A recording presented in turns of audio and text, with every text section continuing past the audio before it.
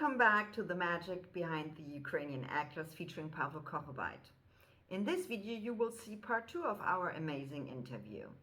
So lean back and enjoy yourself. I always say Ukrainians are so strong and brave. I mean, you see it if there's an air alert, you don't sleep all night long. You have to go to the shelter. And on the next morning, you are already on set again, and the show must go on. And that's so brave. And you are workaholics, all of you. Yeah, because I've been thinking about it. Like, I genuinely, it brought something. So I don't know where you live, right? But I guess it's a common problem, right? In megapolises like, I don't know, New York, I don't know, Tokyo, Istanbul, London, right? It's like when you live in a tall building, right? You don't really talk to your neighbors, right? You don't really like it's, a I do. I do. you do? Right. Okay, maybe you're an exception, right? But you would agree, right? That people usually like that, just like hello, or maybe a nod, or that's it. And so that's what was happening in my building, right? But Yeah. now everybody knows each other, right? Because we Yeah. go downstairs and then we like talk each other, and like I know all the kids now, I know all the dogs, right? And so it's like, and now you come down and it's like everybody saying hello, and like there's a whole sense of community, camaraderie.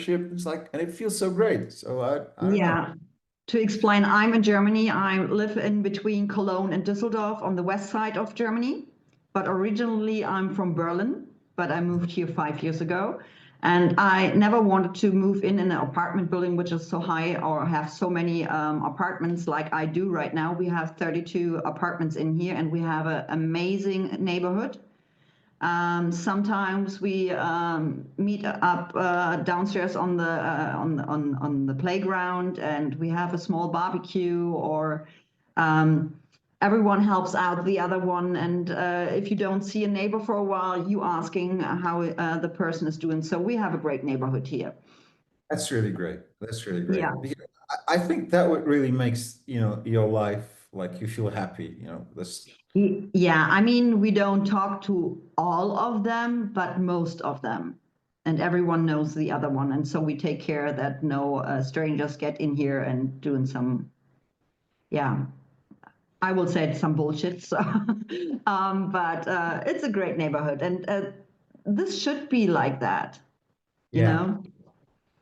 That should be like that. And I think you Ukrainians grow close to each other, even if you didn't knew each other before because of the circumstances you are in. I mean, I have the air raid alert app on my phone as well. I don't have the sound on. It's just vibrating, but I see when something is going on in Kiev. So, and I always have a bad feeling in my stomach if I see that. So you are so strong and brave. I can repeat myself.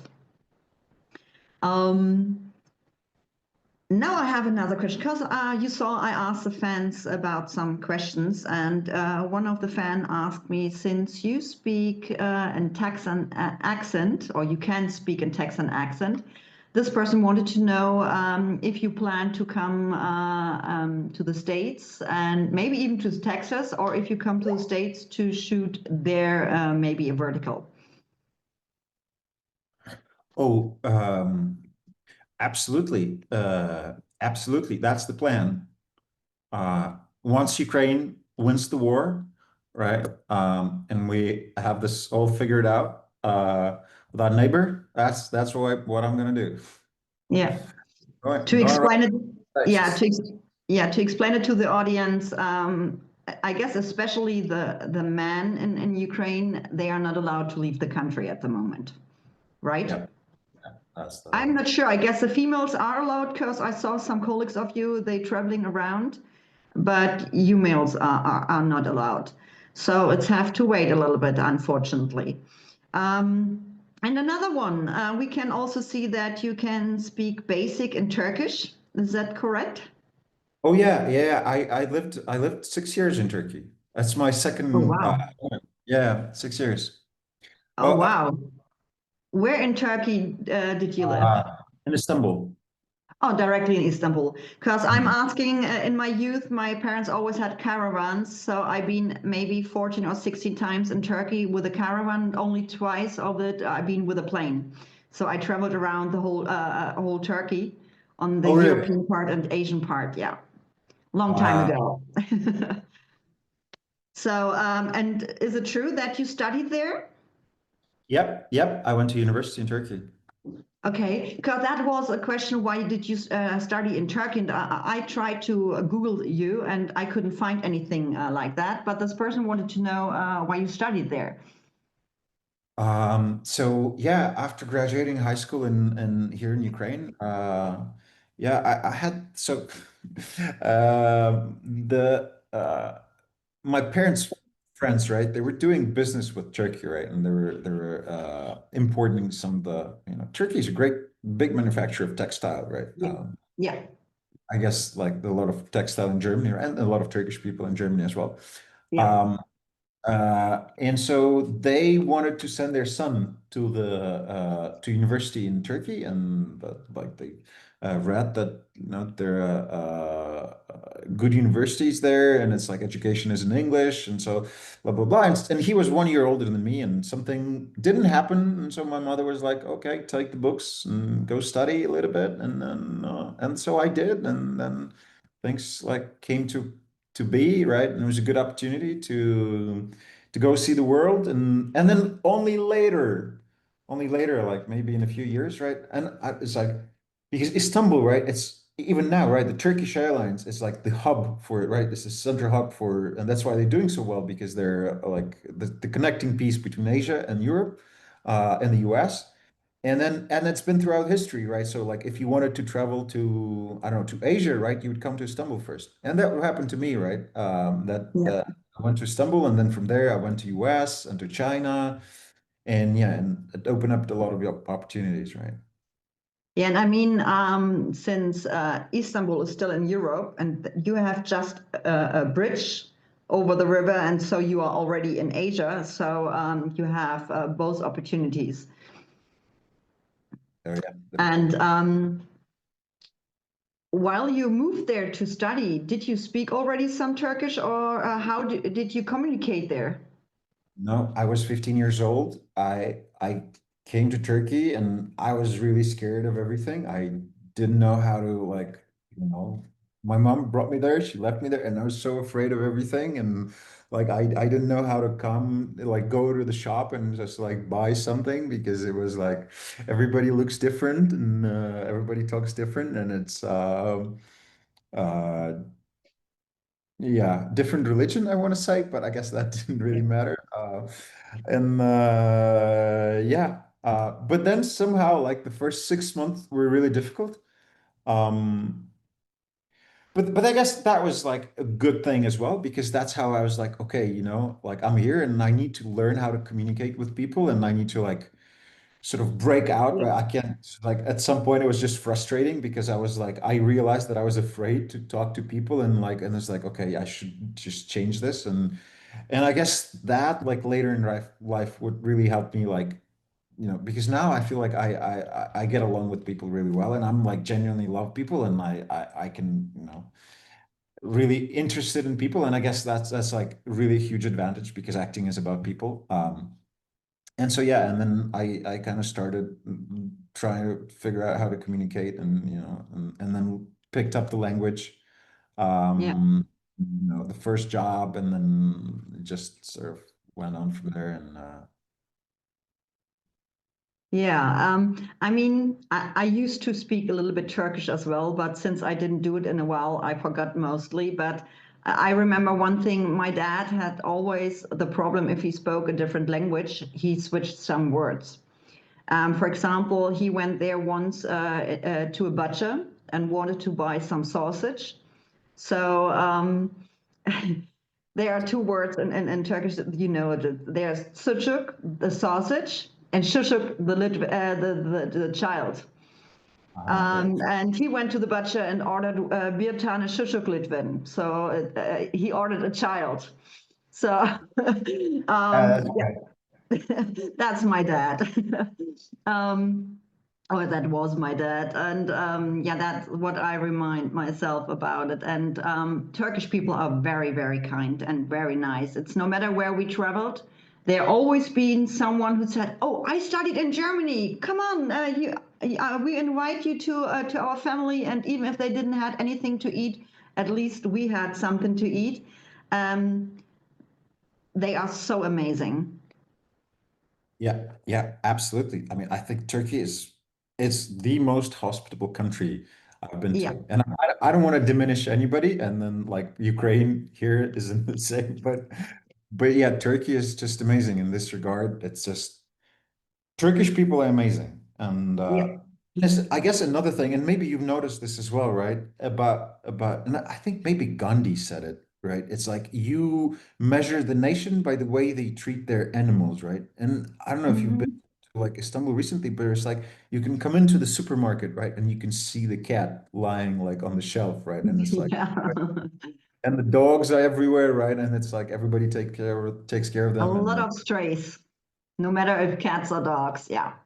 yeah. Um, we've been in Turkey, and I think Turkey is extremely historical. I like it a lot because there is a very popular show, The Magnificent Century. I love this show because it's kind of a little bit about the truth, what happened with Sultan Suleiman the First, and was amazing. And I figured out I've been at a lot of locations from this movie. Oh, really? Yeah, like in Bursa, Mm-hmm. and there have been so many places, and I didn't recognize it because as a child you always been in historical places like Troy. I've been in Troy, but as a child it's always old stones again. You don't appreciate it as you do it as an adult. Yeah, And yeah, yeah. But that's nice. And I guess in Ukraine you have spots like that as well, which are very historical and very interesting. Yeah, Ukraine is fascinating. Like I I'm bet. because right, so 6 years I lived in Turkey, and then maybe a year, sort of less than a year in US, and then about 2 years in China, right? And so when I came back to Ukraine, I had to fall in love with Ukraine again, like. And so I'm from the south, and I came to Kiev, and it's like it was really cold, and I thought, oh no, I don't really like it. But, and so I came, right, and I felt as a foreigner in Ukraine, right, because everything was new, right, and it's like, but I think like Ukraine is an amazing country. Yeah, I bet. So many beautiful things and so many beautiful places, and the nature is so beautiful, Yeah. and I think it's just a matter of time when like people find out that there are a lot of things to see, a lot of things to do in Ukraine, and yeah, Yeah, it's the same for definitely. Turkey. For Turkey, right? Yeah, and you see it with some actors like Hugh Hennelly. He moved there 2 years ago while a war already started in the Ukraine. He moved there. And in the past few weeks, there is a German actor. He used to, he had roles in 3 US verticals, 2 lead roles and 1 side role. He just been there and shooted with Lara and Tetiana and Yevgeny. So that's amazing to see. Even right now, there are so many people from worldwide who still are willing to take the risk and go there. Yeah, So yeah. it's I amazing have a to good see. friend. Yeah, I have a very good friend, David from Spain, and we went to school with him in Istanbul. And since the war started, I think he's been here like 4 times. Yeah. I mean, I had an interview with Alex Avakumov, and he was talking about his profession, what he did before acting, and he had restaurants, and we were talking about the Ukrainian foods. So I was so curious to try it, and so I googled if I find somewhere in my area an Ukrainian restaurant, and I found around 10 minutes away by car an Ukrainian cafe where they do everything handmade, and they even sell Germany for whole Germany. You can order your food and they send it in frozen status. Oh, So right. you can eat there directly in the cafe, but you also can buy it in a frozen status. So they deliver it all over Germany, and oh, it's so delicious. It's really good. That's good. They Yeah. have a big, no, it's not big, but there are a lot of ladies who do an halupsi and all the other stuff.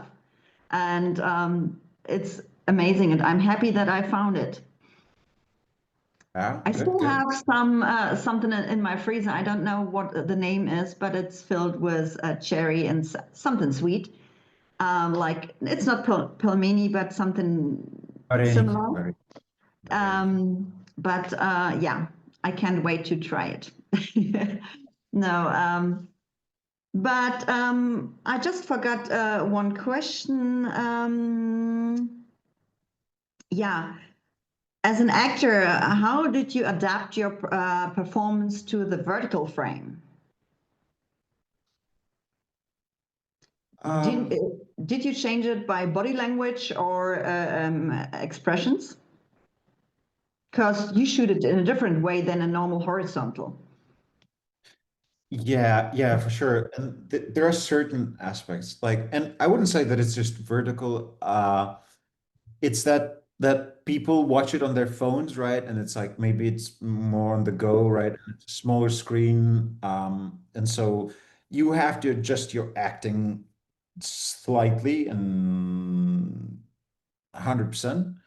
But it's like, I guess it's like, even smaller difference than acting like for theater and acting for film and right. And I guess that's like if you have experience in that, that's not really hard to do, right? So there Okay. are a few tricks, right? And I guess like I think directors complain about that even more because it's right. They before they had like a wide frame, right? And it's like Yeah. you can do more things in that frame, and then now they have like a very short box, and like it's like, Yeah.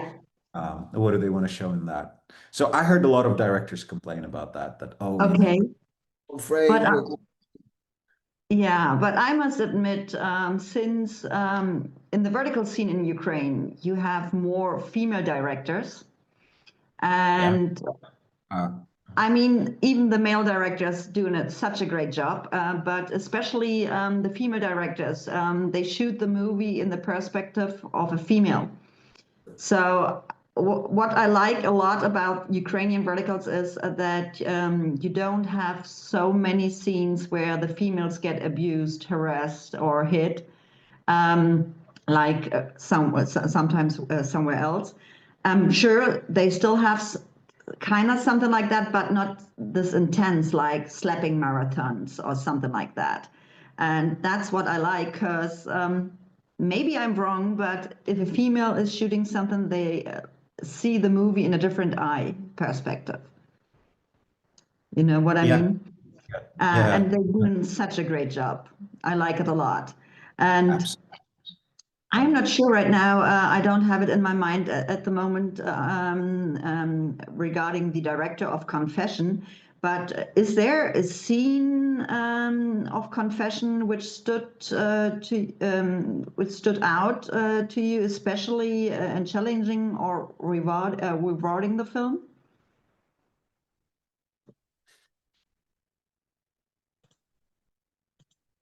So yeah, I guess first of all, the confession director is male, right? It's Max Zhu, right? And he's Yeah, great, yeah, yeah.